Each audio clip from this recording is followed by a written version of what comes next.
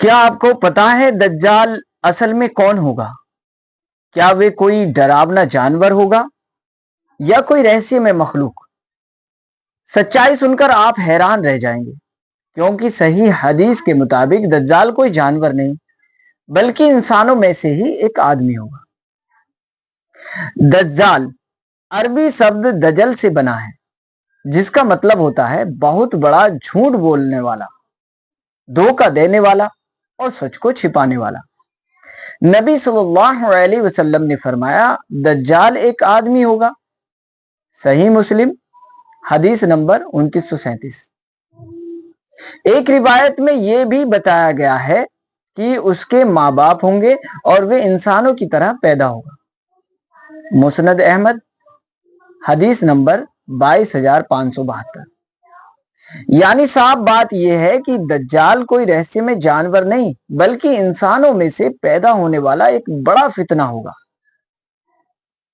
دجال کہاں سے نکلے گا؟ حدیثوں کے مطابق دجال خراسان سے نکلے گا۔ جامع ترمذی حدیث نمبر 2237۔ دجال خراسان سے نکلے گا اور اس کے پیچھے ایسے لوگ ہوں گے جن کے چہرے ڈھال جیسے چوڑے ہوں گے۔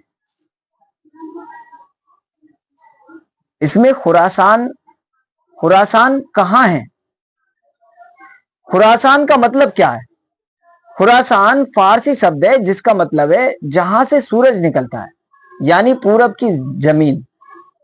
پرانے زمانے میں خراسان بہت بڑا علاقہ تھا جس میں آج کے ایران، افغانستان، ترکمنستان، ازبکستان، تاجکستان کے کئی حصے شامل تھے۔ اس سمے بلخ، ہرات اور نساپور جیسے شہر خراسان کی پہچان مانے جاتے تھے، لیکن سمے کے ساتھ اس کی سرحدیں چھوٹی ہوتی گئی۔ آج کے دور میں خراسان مکھیہ روپ سے ایران کے پوربی حصے کو کہا جاتا ہے، جسے 3 حصوں میں بانٹا گیا ہے: نارتھ خراسان، رضوی خراسان اور ساؤتھ خراسان۔ اس میں ایک اور ذکر کیا گیا ڈھال جیسے چہروں کا۔ ڈھال جیسے چہروں کا مطلب یہاں ڈھال جیسے مراد وہ گول اور چوڑے ڈھال جو پرانے زمانے میں جنگ میں استعمال ہوتی تھی۔ یعنی حدیث کا مطلب یہ ہے کہ ان کے چہرے گول اور چوڑے، گال تھوڑے پھیلے ہوئے ہوں گے، چہرہ لمبائی سے زیادہ چوڑائی میں بڑا ہوگا۔ اس لیے سمجھانے کے لیے ڈھال کی مثال دی گئی ہے۔ اس کا مقصد کسی قوم کی توہین کرنا نہیں بلکہ صرف چہرے کی بناوٹ بتانا ہے۔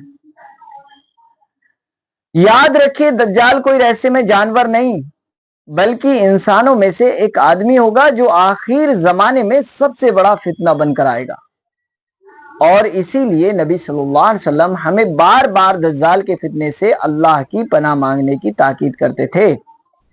اب سوال یہ ہے، کیا ہم دجال کے فتنے سے بچنے کی تیاری کر رہے ہیں؟